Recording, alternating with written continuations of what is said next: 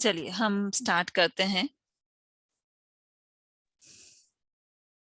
जय जिनेन्द्र दीदी, जय जिनेन्द्र राजकुमारी दीदी, जय जिनेन्द्र सभी जय जिनेन्द्र सभी को। जय जिनेन्द्र सभी।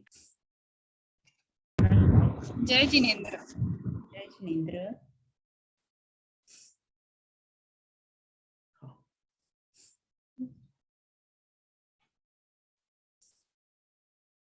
ओम नमः सिद्धेभ्यः मोक्षमार्गस्य नेतारं भीतारं कर्मभूभृतां ज्ञातारं विश्वतत्त्वानां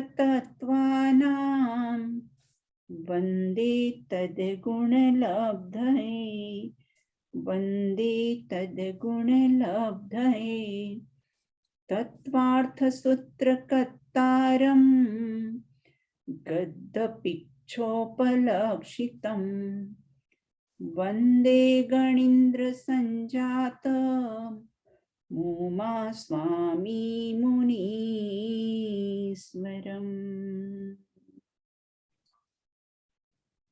चिन्तामणि समस्वयमका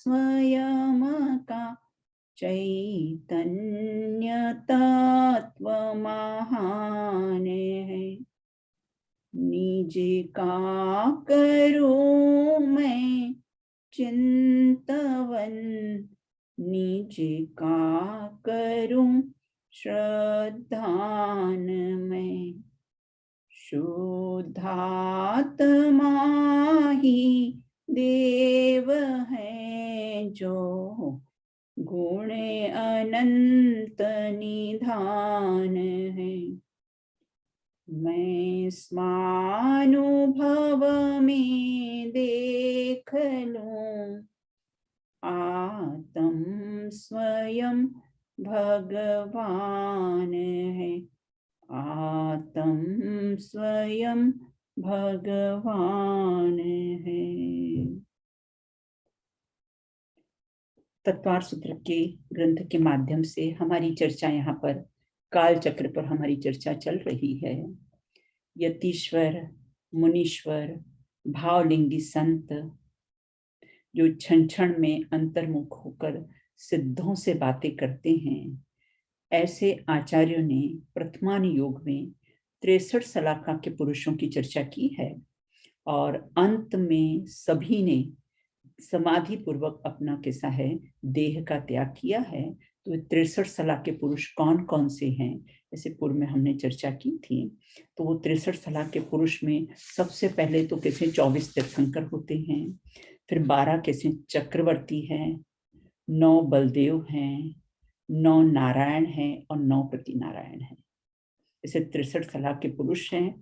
और भी अपन ने कहा था कि 169 का भी आगम में उल्लेख आता है, तो उसमें 11 रुद्र, 24 कामदेव, 14 कुलकर, 24 तीर्थंकरों के माता पिता इत्यादि को इंक्लूड करके 169 का भी उल्लेख आगम में आता है। और ये सभी 63 सलाह के पुरुष के न तो दाढ़ी मूछ होते हैं और न ही इनको आहार तो होता है लेकिन निहार नहीं होता है। और जो 24 तीर्थंकर हैं, उस 24 तीर्थंकर में जो सबसे उत्कृष्ट पुण्य प्रकृति होती है इन तीर्थंकरों की ही होती है, क्योंकि गर्भ में आने के 6 माह पूर्व ही इनका पुण्य कैसा फलीभूत हो जाता है और सब इनकी सारी बाहर की व्यवस्थाएं भी सब इंद्र लोग करते हैं। ऐसी चर्चा हमने पूर्व में 24 तीर्थंकर जो 63 सलाह के पुरुष हैं उनकी की थी। अब अपन आज 12 चक्रवर्तियों की चर्चा करेंगे कि जिनका कितना वैभव होता है। देखो, मनुष्यों में सबसे सर्वश्रेष्ठ चक्रवर्ती होता है और वह चक्रवर्ती, तो अपने को एक प्रश्न उठता है। क्या प्रश्न उठता है नूतन बहन? एक प्रश्न उठता है। क्या प्रश्न उठता है नूतन बहन को कि आचार्य इतने फुर्सत में बैठे थे जो इतने चक्रवर्ती का हमको वैभव गिना रहे हैं, और एक तरफ तो नूतन बहन क्या कहते हैं वो कि सारा वैभव छोड़ो और यहाँ तो वो उनका वैभव गिना रहे हैं हमें कि उन चक्रवर्तियों का इतना वैभव होता है। तो यहाँ वैभव गिनाने का प्रयोजन भी उनका क्या है, इतना वैभव बताने का उनका प्रयोजन भी क्या है? उनका प्रयोजन तो ये है कि चक्रवर्ती की संपदा, इंद्र सरीखा भोग और काख बीट समगिनत है सम्यक दृष्टि लोग। जो सम्यक दृष्टि लोग हैं, ये चक्रवर्ती की संपदा को कौवे की बीट, काख बीट, कौवे की बीट के समान मानते हैं। और इतना वैभव होने पर भी देखो, पहले तो सारा वैभव उसका गिनाया है, पहले तो उनका सारा वैभव गिनाया है, और वैभव गिनाने के बाद क्या बता दिया है कि ये सारा छोड़कर कैसे हैं, वे वैरागी हो गए हैं। भरत जी घर में ही वैरागी है ना। ये इतना उनको वैभव, इतने फुर्सत में नहीं थे वन जंगल निवासी हमारे मुनिराज कि सारा वैभव गिनाते फिरे, लेकिन गिनाने के पीछे भी प्रयोजन कि इतना सब वैभव होने के बावजूद भी अंत में उन्होंने दीक्षा धारण कर ली और सारे वैभव को कैसा है उन्होंने, और वैभव के बीच में रहते हुए भी वैरागी थे। क्यों वैरागी थे, क्या कारण था, है ना, क्या कारण था? कारण उनका था ना, हाँ, कि उसमें सुख बुद्धि उड़ गई थी। हाँ, उसमें किसी है सुख बुद्धि उड़ गई थी कि उसमें किंचित मात्र भी सुख नहीं है। अब उसका वैभव देखते हैं, चक्रवर्ती का वैभव। प्रत्येक चतुर्थ काल में ये 12 चक्रवर्ती होते हैं। ये तो हुंडा और सरपणी काल के कारण तीसरे काल में हुए हैं। तो 12 चक्रवर्ती होते हैं, और वो जो 12 चक्रवर्ती है ना, उनके नाम इस प्रकार से हैं। पहला तो भरत, ये भारत जो नाम पड़ा है वो भरत चक्रवर्ती के कारण ही पड़ा है। तो ये भरत, सगर, मघवा, संत कुमार, शांतिनाथ, कुंथुनाथ, अरहनाथ, शुभम चक्रवर्ती, पद्म, हरिसेन, जयसेन और ब्रह्मदत्त, जिसमें 10 चक्रवर्ती तो सरवार सिद्धि गए और 2 चक्रवर्ती इसमें नरक में गए, ब्रह्मदत्त और शुभम चक्रवर्ती। शुभम चक्रवर्ती की तो सबको स्टोरी मालूम है ना, नमोकार मंत्र को पैर से मिटाया गया, मतलब पंच परमेष्टि की इतनी विराधना की, इतनी अवहेलना की, उसके कारण कैसा है नरक अधोगति में उनका गमन हुआ है। और ये कैसे हैं, अपने 6 खंड जीतने के लिए जाते हैं। अपने उसमें देखा था ना ढाई दीप में कि 5 तो मलेच्छ खंड है और एक कैसा है आर्य खंड है, बीच में आर्य खंड है। ऐसे 6 खंड का अधिपति होते हैं और इनकी 60,000 वर्षों तक ये राज्य करते हैं। और जब इनके दादा जब तीर्थंकर थे, आदिनाथ भगवान जब तीर्थंकर थे वहां पर, तब इनका समोषण आया था और उसी दिन इनको चक्र रत्न की प्राप्ति हुई थी और इनको लड़ाई करने के लिए जाना था। तो उन्होंने अपनी माँ के जब लड़ाई करने के लिए गए तो सबसे पहले तो वहां भगवान के समोषण में जाकर कैसा है उन्होंने दर्शन किए और फिर माँ को बोला, माँ भरत अभागा। तो बोले अरे 6 खंड का अधिपति होकर अपने को अभागा कहता है? बोले हाँ, सब तो दिव्य ध्वनि सुनने जा रहे और मुझे लड़ाई लड़ने जाना पड़ रहा है। तो इस प्रकार से इनकी परिणति होती थी। तो सभी चक्रवर्ती का वैभव तो तिलोय परिणति में लिखा है और वह कैसा है बहुत विस्तार से है उसका, अपन तो उसका भी संक्षिप्त में परिचय लेंगे। 96,000 रानियां, कितनी 96,000। कैसा संभालते होंगे नूतन बहन, कैसे संभालते होंगे? यहाँ तो एक नहीं संभालती है, कैसे संभालते होंगे?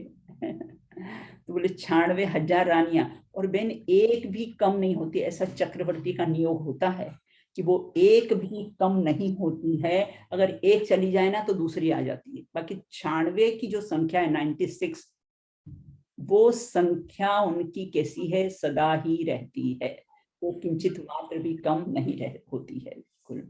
तो इस प्रकार से, और 84 लाख हाथी, 18 करोड़ घोड़े, उसके सैन्य है सब, और कई करोड़ विद्याधर, और 88,000 मलेच्छ खंड के राजा सब उनके अंडर में, और 32,000 मुकुटबद्ध राजा, और इतनी ही उनकी नाट्यशालाएं, और इतनी ही उनकी किसी संगीत शालाएं, और 14 रत्न के स्वामी होते हैं वो, जो चक्रवर्ती होता है ना, जो 14 रत्न होते हैं उसके स्वामी होते हैं। और वे 14 रत्न, जिसमें 7 तो कैसे होते हैं, अचेतन होते हैं, और 7 तो चेतन होते हैं। 14 रत्न और 9 निधियां होती है ना, तो उसमें 7 तो कैसे अचेतन होते हैं और 7 कैसे हैं चेतन होते हैं, जिसमें चक्र, छत्र, असी, तलवार, दंड, मणि, काकिनी, ये जो काकिनी है ना, ये काकिनी से ही चक्रवर्ती, वो जो काकिनी नाम की वो धातु होती है, उससे ही चक्रवर्ती वो वृषभाचल पर्वत पर अपना नाम लिखने के लिए जाता है, लेकिन नाम के लिए उसको जगह रहती नहीं है। और चर्म, ये मतलब 7 तो अचेतन इनके, और चेतन गृहपति, सेनापति, पुरोहित, स्थपति, स्त्री, हाथी, अश्व, 7 चेतन रत्न होते। 14 रत्न होते हैं ना, उसमें 7 तो अचेतन होते हैं और 7 कैसे हैं, चेतन होते हैं। पहला जो चक्र रत्न इनको प्राप्त होता है ना, उसी के बाद कैसे ये 6 खंड कैसा है जीतने के लिए। तो ये जो चक्र रत्न का क्या डिपार्टमेंट रहता है, इसका डिपार्टमेंट रहता है बैरियों का संहार करना। छत्र रत्न, रोहित छत्र रत्न का क्या कार्य रहता है कि सैन्य के ऊपर आने वाली धूप, वर्षा, जितने सैन्य है ना उनकी सेना, उसमें धूली, ओले, वज्र आदि की बाधाओं को दूर करता है। कौन, ये छत्र रत्न। तीसरा असी, चक्रवर्ती के चित्त को हमेशा प्रसन्न रखता है। चौथा दंड, 48 कोस प्रमाण सैन्य भूमि की साफ कर भूमि को कैसा है, समतल करता है।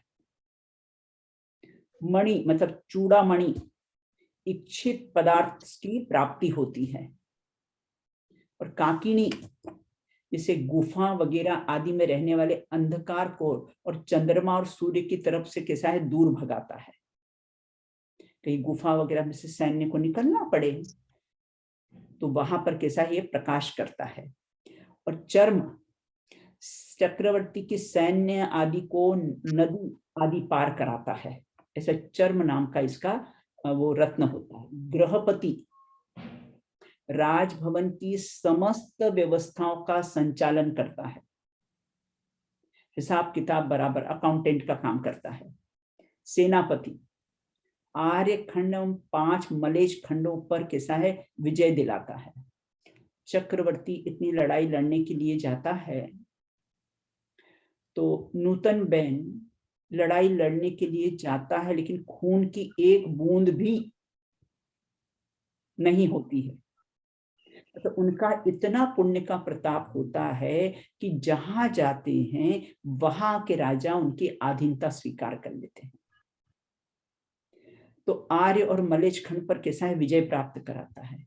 पुरोहित सबको धर्म कर्म अनुष्ठान का मार्गदर्शन करता है। और 11वां रथपति, चक्रवर्ती की इच्छा के अनुसार महल, मंदिर, प्रसाद इत्यादि कैसा है, तैयार करता है। पहले पूजन वगैरह करते हैं, चक्रवर्ती लड़ाई लड़ने के लिए जाते हैं ना, तो उनकी सारी व्यवस्था ये रथपति करता है। स्त्री, चक्रवर्ती की पटरानी होती है स्त्री। हाथी, शत्रु राजाओं को गज समूह को विच्छिन्न करता है। घोड़े, तिमिस्त्र गुफा के कपाट का उद्घाटन करते समय 12 योजन की कैसी छलांग लगाता है। इस प्रकार से ये 6 खंड को जीतने के लिए ये चक्रवर्ती जाता है। अपन किसकी चर्चा अपनी चल रही है? 63 सलाका के पुरुषों की अपनी चर्चा चल रही है। और यहाँ ये कहते हैं अब उसको 14 रत्न और 9 निधियां जो प्राप्त होती है ना उसकी, देखो क्यों अपन इसके वैभव की चर्चा करते हैं, ताकि अपने को अपने पास कुछ भी वैभव वगैरह ना, तो भैया हमको उसका अभिमान नहीं हो। चक्रवर्ती इतना इतना वैभव, वो भी छोड़कर उसमें किंचित मात्र भी सुख उसको नहीं लगा। और हमारे पास कुछ थोड़ा बहुत भी हो ना, तो हमको ऐसा लगता है कि अरे हमारे पास इतना वैभव है। अब यहाँ एक कहते हैं जो निधियां, हाँ बोलो, कोई प्रश्न है? हाँ हाँ सविता बेन, हाँ बोलो। हाँ बिल्कुल। तो जय जिनेंद्र। हाँ, जय जिनेंद्र। हाँ, ये अपन ने अभी इतना वैभव देखा ना, कि वैभव में रहते हुए भी चक्रवर्ती भरत जी घर में ही वैरागी, जल में कमल के समान। बोले कैसे रहते होंगे जल में कमल के समान? हमारा तो छोटा सा परिवार हो तो हम उसमें लिप्त हो जाते हैं, उनका इतना है तो भी कैसा है, कैसे रहते होंगे जल में कमल के समान। तो इस प्रकार यहाँ के, तो क्योंकि अवलंबन किसका है, आश्रय किसका है? आत्मा और परमात्मा का आश्रय हो तो चाहे कितने कुटुंब परिवार में रहो तो भी कैसे हैं, अलिप्त ही रह सकते हैं। तो इस प्रकार यहाँ ये कहते हैं कि चक्रवर्ती का काल, देखो चक्रवर्ती की जो 9 निधियां होती है ना, 9 निधियां जो चक्रवर्ती की होती है, तो यहाँ ये कहते हैं कि वो 9 निधियों में, अब वो 9 निधि, अभी 14 रत्न के बारे में तो हमने कैसी है चर्चा कर ली है, अब 9 निधियां उनकी कौन सी होती है? तो यहाँ ये कहते हैं करण भाई साहब, 9 निधियों की चर्चा कर रहे हैं कि कौन सी 9 निधियां होती है। चक्रवर्ती काल, महाकाल, माणक, पिंगल, पद्म, पांडुक, संख, सर्वरत्न नामक कैसी है 9 निधियां होती है।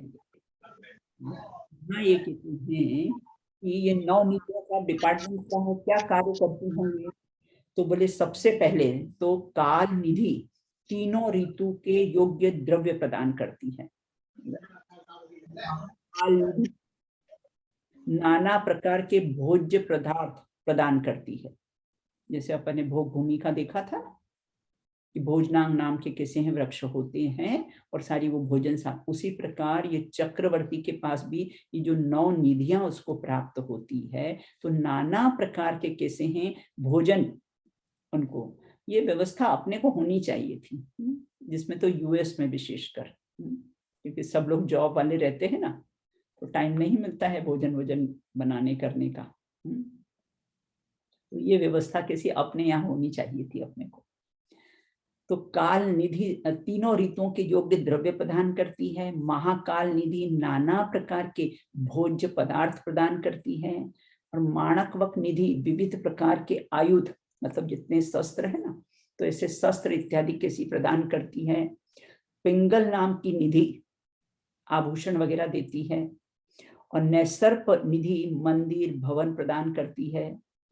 पद्म निधि विविध प्रकार के वस्त्र प्रदान करती है। और पांडुक निधि अनेक प्रकार का धान्य प्रदान करती है। शंख निधि वाद्रित प्रदान करती है, जो इंस्ट्रूमेंट्स म्यूजिक के होते हैं ना, वो इंस्ट्रूमेंट प्रदान करती है। और सर्व रत्न निधि सर्व प्रकार के कैसे हैं रत्न प्रदान करती है। इस प्रकार से जो चक्रवर्ती जो 63 सलाह के पुरुषों में इनकी गिनती आती है, ऐसे इनको इतना वैभव होता है, 14 रत्न और कैसे 9 निधियां इनकी होती है बिल्कुल। और यहाँ ये कहते हैं दक्षा जी, अपने को ऐसा लगता है कि इतने वैभव में भरत जी वैरागी हो सकते थे? एक बार भरत जी से प्रश्न पूछा था ना, शायद काफी लोगों को तो मालूम होगा कि हम तो नहीं मानते कि भरत जी कैसे वैरागी हो सकते हैं। भरत जी के पास ये प्रश्न गया था कि हम तो नहीं मानते हैं कि भरत जी घर में वैरागी हो सकते हैं। तो उन्होंने कहा कि एक काम करिए, एक कटोरे में उन्होंने क्या किया, एक बाउल लिया उसका और बोले एक कटोरे में पूरा ऐसा बाउल लेके उसमें पूरा तेल भर दिया, बिल्कुल पूरा ऊपर तक, और उनको हाथ में कटोरा दे दिया। और पीछे 2 सिपाही थे उनके, वो तलवार लेकर। बोले अगर इसमें से एक भी बूंद अगर छलक गई तो आपकी गर्दन अलग कर दी जाएगी। और बोले कि आप ये पूरा महल देख कर आइए। अब जब वो पूरा महल देखने के लिए गए और महल देखने के बाद फिर उनसे आके पूछा, कहो आपको महल कैसा लगा? बोले मैंने तो महल देखा ही नहीं, मेरी दृष्टि तो इस कटोरे पर ही थी। बोले आपने पूरा महल घुमा ना अभी? बोले पूरा महल घुमा लेकिन मेरी दृष्टि कटोरे पर ही थी। उसी प्रकार चक्रवर्ती ने कहा कि मैं इतने वैभव के बीच में रहता हूँ लेकिन मेरी दृष्टि तो कैसी होती है, अपने पर ही रहती है, अपने आत्मा पर ही कैसी है दृष्टि रहती है। बाहर में इस वैभव में कैसा हूं मैं, लिप्त होता नहीं हूँ। और उसके चक्रवर्ती के पास 4 प्रकार की राज विद्याएं होती हैं। आन्विशिकी विद्या, अपने स्वरूप को जानना, अपना बल पहचानना, अच्छा बुरा की समझ होना, इस विद्या से वो उसका उपयोग करते। फिर त्रयी विद्या, शास्त्र के अनुसार धर्म और अधर्म को समझकर अधर्म को छोड़कर धर्म का आश्रय लेना। और तीसरा वार्ता, अर्थ अनर्थ को समझकर प्रजाजनों का कैसा है रक्षण करना। और दंड नीति, योग्य दंड विधान के द्वारा दुष्टों को मार्ग पर लाना। चक्रवर्ती आदि महापुरुषों को और भी इनके बहुत विस्तार से वर्णन आगम में आया हुआ है। अभी तो अपन ने कैसा यहाँ पर इसका संक्षिप्त वर्णन कैसा है पढ़ा है, ये कि जो 63 सलाह के पुरुष में जो 12 चक्रवर्तियों का वर्णन आता है तो उसकी कैसी है यहाँ पर चर्चा की है। तो वर्षा बेन अपने को ऐसा लगता है, ऐसा नहीं लगता है कि कोई गप तो नहीं हो क्या, इतना वैभव हो सकता है क्या? इतना वैभव चक्रवर्ती का हो सकता है क्या? हुआ है तो आगम में है तो मान लेते हैं, हाँ है ही। बराबर, बिल्कुल आगम में है तो कैसा है मान लेते हैं कि वास्तव में कैसा है होगा। हाँ, साइंस कहता है उसकी बात तो हम मान लेते हैं। और ये तो हमारे आचार्य हैं बिल्कुल, और कैसे सत्य महाव्रत के धारी हैं जी। तो कैसे तभी तो हाँ, विश्वास करेंगे तो सम्यक दर्शन की प्राप्ति होगी, अन्यथा नहीं। गुरु के विश्वास से ही कैसा है सम्यक दर्शन की प्राप्ति होती है, ऐसा रत्नकर्ण शावकाचार्य में कहा है बिल्कुल। तो इस प्रकार से यहाँ ये कहते हैं अपने चक्रवर्ती के वैभव पढ़ने का मतलब ही यही था, बताने का मतलब ये था कि इतने वैभव में रहकर उनको कोई सुख नहीं लगा, इसीलिए।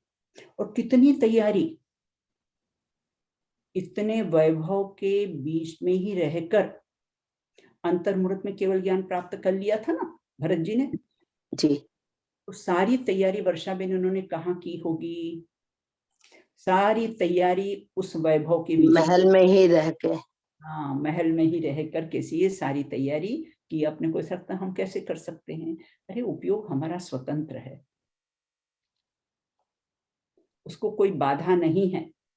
अपना उपयोग अपने अंदर ले जाने में कोई भी बाधक नहीं है। जी। रसोई बनाते बनाते अगर हमारे राग द्वेष के परिणाम चल सकते हैं तो रसोई बनाते बनाते हम आत्मा परमात्मा का चिंतन नहीं कर सकते हैं? जी कर सकते हैं। कर सकते हैं ना, जी। तो राग द्वेष के तो परिणाम चलते हैं हमारे, ये भी चल सकते हैं। चल सकते हैं। अब आगे कहते हैं कि बलदेव नारायण प्रति नारायण, ये भी सब 63 सलाह के पुरुष में आते। बलदेव मतलब वर्तमान में रामचंद्र जी, नारायण मतलब लक्ष्मण जी, प्रति नारायण मतलब कैसे रावण। और इस प्रकार वर्तमान में अवसर्पणी काल का जो चतुर्थ काल है उसमें तीर्थंकर चक्रवर्ती के समान विशिष्ट पुण्यशाली रहते हैं ये लोग। 9 बलदेव, 9 नारायण और कैसे 9 प्रति नारायण हुए हैं। तिलोय परिणति ग्रंथ है उसमें भी कैसा है ये आया हुआ है। और उनके उल्लेख भी आए हुए हैं, उनके नाम आए हैं विजय, अचल, सुधर्म, सुप्रभ, सुदर्शन, नंदी, नंदी मित्र, राम और पद्म। ये 9 बलदेव हुए हैं। और त्रिपष्ट, द्विपृष्ठ, स्वयंभू, पुरुषोत्तम, पुरुष सिंह, पुंडरीक, दत्त, नारायण और कृष्ण, ये 9 नारायण हुए हैं। और प्रति नारायण में नाम आए अश्वग्री, तारक, मेरक, मधु, कैटभ, निशुभ, बलि, प्रहण, रावण और जरासंध। ये 9 कैसे प्रति नारायण होते हैं। ये नियम से नारायण के शत्रु होते हैं प्रति नारायण। तो नारायण कौन थे? लक्ष्मण जी थे। और प्रति नारायण कैसे? रावण थे। तो ये भी सब कैसे हैं? 63 सलाह के पुरुषों में इनकी गिनती आती है। और ये जो बलदेव होते हैं वो तो नियम से ऊर्ध्वगामी होते हैं, स्वर्ग या मोक्ष में ही गमन करते हैं, उनका गमन वहीं पर होता है। और जो नारायण होते हैं और प्रति नारायण होते हैं, ये नियम से अधोगति में जाते हैं। जैसे अभी लक्ष्मण जी हैं, रावण है ना, ये सब कैसे नियम है इनका, अधोगति में ही जाते हैं बिल्कुल। और नारायण जो होता है वह बलदेव का छोटा भाई होता है, ये भी नियम है। जैसे रामचंद्र जी बलदेव थे, उनका छोटा भाई कैसा है? लक्ष्मण जी। और दोनों में बहुत स्नेह होता है। ऐसा ये वर्षा जी कुछ पूछना चाहते हैं सर। हाँ बोलिए, कोई प्रश्न है बहन? हाँ पूछिए। जी हाँ या वर्षा जी जी दीदी, मेरा ये प्रश्न था जी। कि आपने बताया 63 साल का पुरुष के आहार होता है, निहार नहीं होता है। तो हाँ। 24 तीर्थंकर के माता पिता भी इसके अंदर आते हैं, तो उनके भी ऐसा ही होता है, आहार होता है, निहार नहीं? हाँ नहीं, अभी जो प्रारंभ में जो अपन ने बताया था ना कि 63 सलाह के पुरुष हैं, उनको उसका नहीं, उसका अच्छा बताया। ठीक है, और बाद में और इसका उल्लेख आया है, उसमें ऐसा कुछ उन्होंने दिया नहीं। ऐसा कुछ नहीं स्पष्ट हाँ है, ठीक है। हाँ बस वही क्वेश्चन था, थैंक यू। हाँ। जी जी। तो अब यहाँ ये कहते हैं कि नियम से, हाँ, ये नारायण नियम से कैसा होता है? बलदेव के कैसे छोटे भाई होते हैं और दोनों का बहुत स्नेह होता है। अपन ने पढ़ा है ना कि रामचंद्र जी 6 महीने तक लक्ष्मण जी की शव को लेकर कैसे हैं घूमे थे। तो किसी ने प्रश्न पूछा है ना, किसी का दक्षा जी का प्रश्न हुआ। क्या प्रश्न हुआ? उनका प्रश्न हुआ कि 6 महीने तक फिर उसमें स्मेल नहीं आई बॉडी, डेड बॉडी में, और वो काली नहीं पड़ी? अपने यहाँ तो 2 दिन में स्मेल आने लग जाती है। ये 63 सलाह के पुरुष होते ना, इनका शरीर ही ऐसा होता है कि वो इस प्रकार के कोई भी बैड स्मेल या इस प्रकार से शरीर इनका खराब नहीं होता है। तो इस प्रकार से प्रति नारायण 3 खंड का शासक होता है, मतलब रावण था ना। और जैन आगम के अनुसार प्रति नारायण की मृत्यु नियम से नारायण के द्वारा होती है। मतलब रावण की मृत्यु लक्ष्मण से हुई है, मतलब प्रति नारायण की मृत्यु नियम से नारायण से ही होगी। यह अकाट्य नियम है। बहुत से ऐसे कहीं जगह सुनो, रामचंद्र जी ने रावण को मारा, ये उस दिन दशहरा के दिन ऐसा सब बताते हैं ना, लेकिन ऐसा नहीं है। लक्ष्मण के द्वारा कैसी है रावण की मृत्यु हुई थी। और ये मतलब मार्ग उसको अर्धचक्री होता है। रावण प्रतिनारायण था और उसका वध बलदेव रामचंद्र जी ने नहीं किया था। और देखो, जब रावण की मृत्यु होने वाली थी ना, मृत्यु सैया पर था, तब रामचंद्र जी ने लक्ष्मण जी को कहा कि आप जाओ, अपना रावण राजनीति में बहुत पारंगत है, बहुत निष्णात है, आप उससे सारे राजनीति के रहस्य जान लो। तो लक्ष्मण जी गए उनके पास। जब लक्ष्मण जी उनके पास गए तो कैसे उनके सिर पर खड़े हो गए। रक्षाबेन कहाँ खड़े हो गए? सिर के वहां पर खड़े हो गए। अगर हमें किसी से कोई शिक्षा लेनी हो तो क्या करना चाहिए? तो फिर वो कुछ बोले ही नहीं, रावण कुछ बोले ही नहीं। तो फिर लक्ष्मण ने आके रामचंद्र जी को कहा कि वो तो कुछ बताते नहीं। बोले तुम कहाँ खड़े थे? बोले मैं तो वहां सिर के वहां खड़ा था। बोले अगर हमें किसी से कुछ सीखना हो तो सिर पर नहीं खड़ा जाता है, उसके चरणों में बैठ के सीखा जाता है। तो फिर जब वो दोबारा गए तो उनके चरणों में खड़े हुए, तब उन्होंने कैसी सारी शिक्षा दी। तो ये सब अपने को शिक्षाएं, अपने को प्रथमान योग पढ़ने से सारी शिक्षाएं अपने को मिलती है कुल। अब प्रश्न उठता है कि कर्म भूमि को श्रेष्ठ क्यों कहा जाता है और भोग भूमि को श्रेष्ठ क्यों नहीं? कर्म भूमि को ही श्रेष्ठ क्यों कहा जाता है, भोग भूमि को? जबकि भोग भूमि में तो कैसा है, बहुत मृदु स्वभावी, लड़ाई झगड़ा नहीं, कोई चोर नहीं, कोई पुलिस नहीं, कुछ नहीं, बिल्कुल सिंह और कैसा हिरण एक ही घाट पर पानी पीते हैं, तो भी भोग भूमि को श्रेष्ठ नहीं कहा है। और कर्म क्योंकि वहाँ पे संयम नियम कुछ नहीं है। हाँ बस बिल्कुल, है ना। तो क्योंकि वहां पर विशिष्ट पुण्य का उदय होता है भोग भूमि में, लेकिन वहां पर कैसा है, वहां से मोक्ष के द्वार नहीं खुलते हैं, वहां से जीव मोक्ष नहीं जा सकता है। इसके कारण कैसा है, भोग भूमि से कर्म भूमि को कैसा है, श्रेष्ठ कहते हैं। यहाँ तो शुभाशुभ कर्म का आश्रय होता है, और तीन लोक में सर्वतः कर्म का आश्रय तो सभी दूर होता है, विग्रह गति में भी कर्मों का बंध होता है। तो इसमें प्रकर्ष रूप से कर्मों का आश्रय होता है।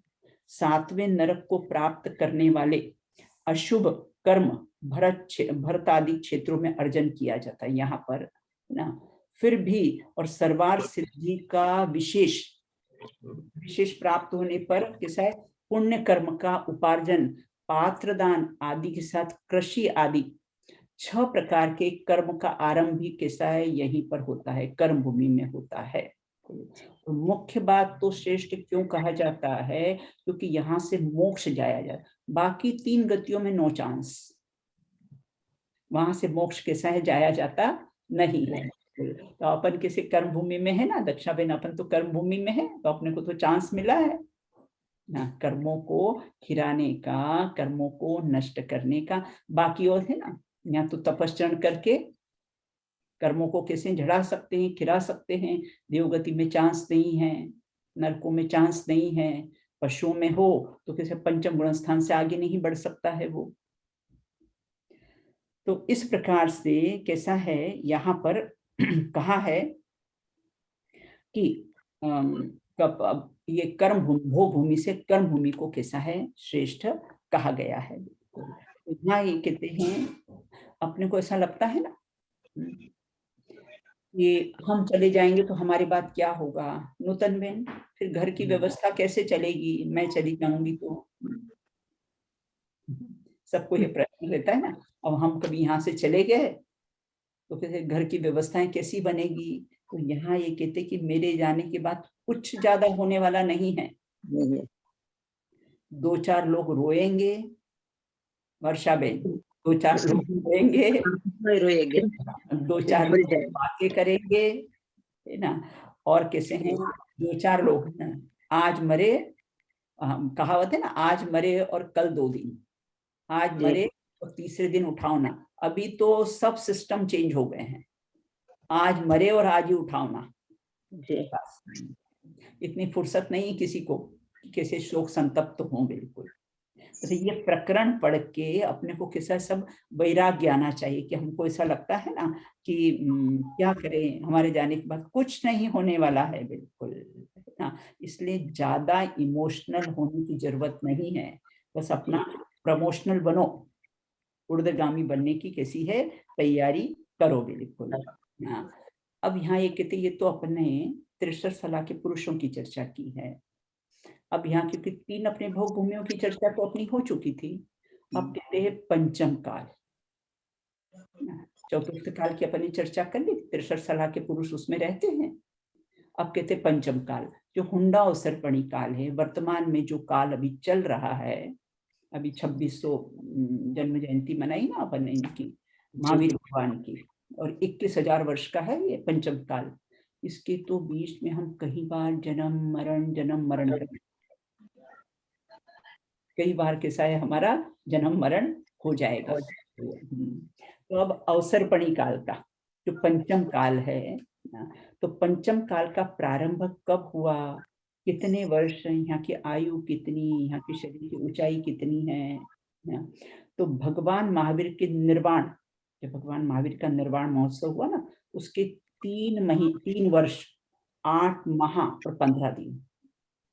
3 वर्ष 8 माह ऐसा है 15 दिन पश्चात ये पंचम काल का प्रारंभ हो जाता है। यह पंचम काल के साथ 21,000 वर्ष का होता है।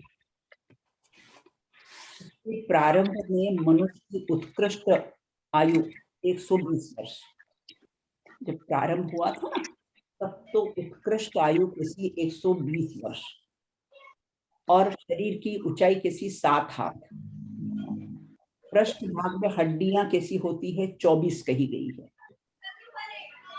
अब प्रश्न उठता है कि क्या पंचम काल, क्या चतुर्थ काल का जन्मा हुआ जीव ना दक्षाबेन, कोई चतुर्थ काल का जन्मा हुआ जीव यहाँ पंचम काल से मोक्ष जा सकता है क्या? केवल हो गया ना। हाँ महावीर पक्षी। हाँ बराबर, बिल्कुल बराबर। तो महावीर भगवान के निर्वाण के बाद इस पंचम काल का प्रारंभ में जो चतुर्थ काल में जन्मे अनेक लोगों ने मुक्ति प्राप्त की है। भगवान महावीर के पश्चात कौन हुए? इंद्रभूति गौतम गंधर। तो कैसे थे गौतम गंधर? वेदों में पारंगत थे और कैसे हैं? शिष्य 500 पाए इस मद में भरमाए। मैं तो 500 शिष्यों का गुरु हूं, इतना अभिमान था। तो कहने का तात्पर्य अपना ये है ना दक्षा बहन, कहने का तात्पर्य यह है कि चाहे कितना भी मिथ्यात्व गाढ़ा हो ना, लेकिन उसको जाने में टाइम नहीं लगेगा। जैसे हम इंडिया गए 2-3 महीने के लिए, लाइट बंद करके गए और वहां से आए और हमने स्विच ऑन किया, तो लाइट जाने में कितना टाइम लगता है? तुरंत। हाँ, अनादि का मिथ्यात्व है, उसको जाने में अनादि नहीं लगेगा, नहीं लगती। हाँ, उसी प्रकार से यहाँ ये कहते हैं कि इंद्रभूति गौतम और सुधर्म स्वामी, जम्बू स्वामी, ये 3 अनुबद्ध केवली हुए हैं। और इस युग के अंतिम मोक्ष जाने वाले श्रीधर केवली का नाम आता है। उसके बाद फिर कोई मोक्ष नहीं गया। देखो, दृष्टि मुक्त होता है तो वो साधारण केवली गिने जाते हैं। किसको? वो चारों जम्बू स्वामी और वो जो 4 गए महावीर अनुबद्ध भगवान केवली का है ना बेन, साथ अनुबद्ध। अच्छा, चारों के 4। हाँ, अनुबद्ध केवली का है ना इनको। तो अनुबद्ध केवली और ये अंतिम केवली श्रीधर स्वामी थे।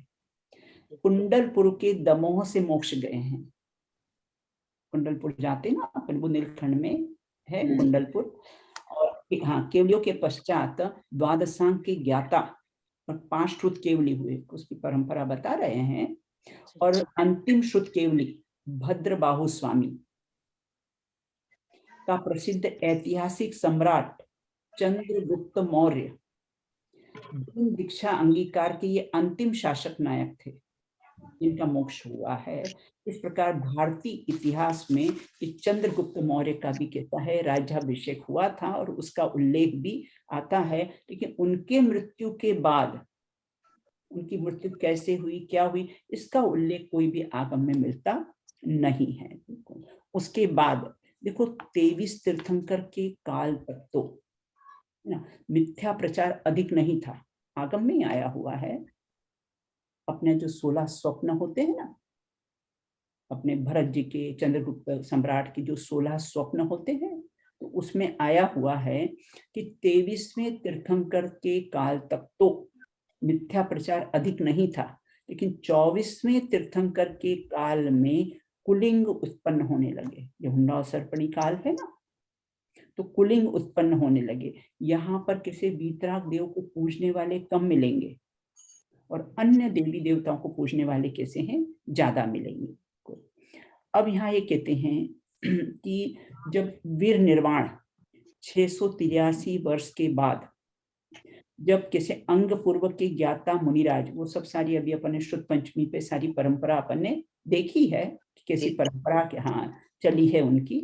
और उसके बाद बीच बीच में धर्म का विध्वंस हो गया और उसके बाद चेष्टा करने वाले, विध्वंस करने वाले कल्की और उपकल्की।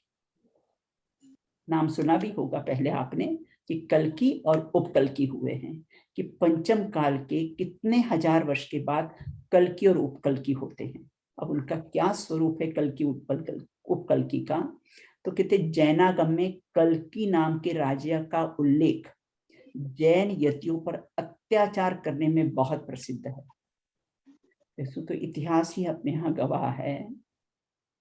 ये पहले जैसे यहाँ पर मोमेडन्स का राज्य था, तो उन्होंने भी बहुत अत्याचार किए जैनों पर और जैन यतियों पर। और तिलोय पर्णति नामक ग्रंथ में आता है कि पंचम काल में 21 कल्की और 21 उपकल्की होने का ये अपना उल्लेख आता है। प्रत्येक कल्की 1000 वर्ष के अंतराल में, और उसके बाद जो उपकल्की होंगे वो 500 वर्ष के बाद फिर उपकल्की होंगे। और ये वीर निर्वाण उत्सव मतलब 1000 वर्ष के पश्चात ये इंद्रपुर में कल्की उत्पन्न होता है, और इसका नाम चतुर्मुख। आयु इसकी 70 वर्ष की और राज्यकाल इसका 42 वर्ष का रहा है। वह अपने राज्यकाल में अति लोभी होकर मुनिराज से आहार, जब मुनिराज आहार करने के लिए जाते हैं ना, तो उसमें जो प्रथम ग्रास होता है, ये अपने मंत्रियों को कहता है कि अपने राज्य में ऐसा कौन है जो टैक्स नहीं देता है। तब उनके मंत्रियों ने कहा कि नग्न दिगंबर मुनिराज हैं, वो टैक्स नहीं देते हैं। बोले तुम उनसे भी टैक्स लेकर आओ। तब वह अपने राज्यकाल में अति लोभी रहता है, वह कल्की नाम का राजा। और मुनिराज जब उनको आहार दिया जाता है, जब ग्रास उनके हाथ में दिया जाता है, तब उसके मंत्री आके बोलते कि टैक्स के रूप में वो ग्रास उनसे वापस ले लेते हैं। मुनिराज तो कैसे हैं, अंतराय जानकर निराहार कैसे हैं चले जाते हैं, और अवधि ज्ञान उत्पन्न हो जाता है उनको। और इस घटना से कोई असुर कुमार देव को, क्योंकि देवगति में भी कैसे नियम से 3 ज्ञान के धारी होते ना, तो अवधि ज्ञान को देखकर धर्मद्रोही कल्की को मार डालता है ना। कोई असुर कुमार जाति के देव होते हैं, और वो जब इस प्रकार से मुनिराज से मतलब टैक्स के रूप में उनका ग्रास मतलब आहार का प्रथम कोल जो होता है उनसे टैक्स के रूप में ले लेते हैं, तब वो असुर कुमार जाति का देव बोलता है कि ये कल्की धर्मद्रोही है, और उसको कैसा समाप्त कर देता है। और कल्की का जो पुत्र अजित जय रक्षा करो कहकर वो देव के चरणों में नतमस्तक हो जाता है।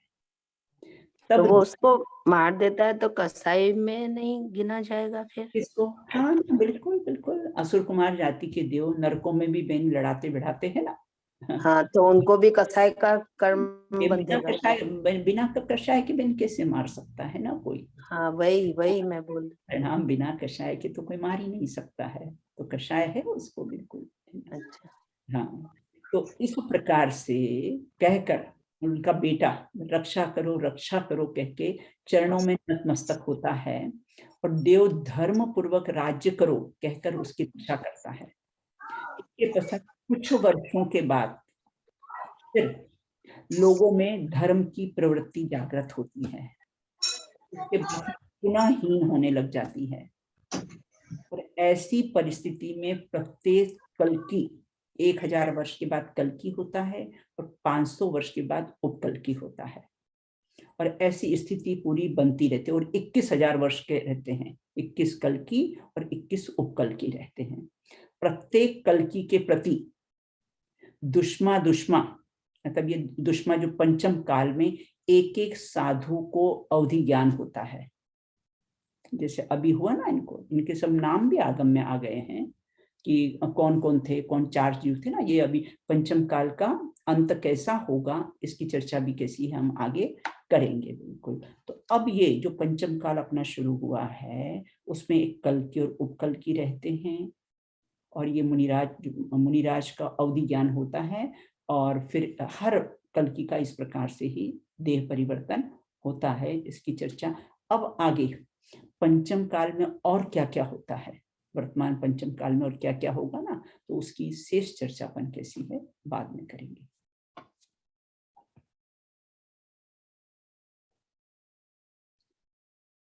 अहंकार का भाव न रखूं, नहीं किसी पर क्रोध करूं, देख दूसरों की बढ़ती पर कभी न ईर्षा भाव धरूं, मैत्री भाव जगत में मेरा, सब जीवों से नित्य रहे, दीन दुखी जीवों पर मेरे उर से करुणा स्रोत बहे, उर से करुणा स्रोत बहे।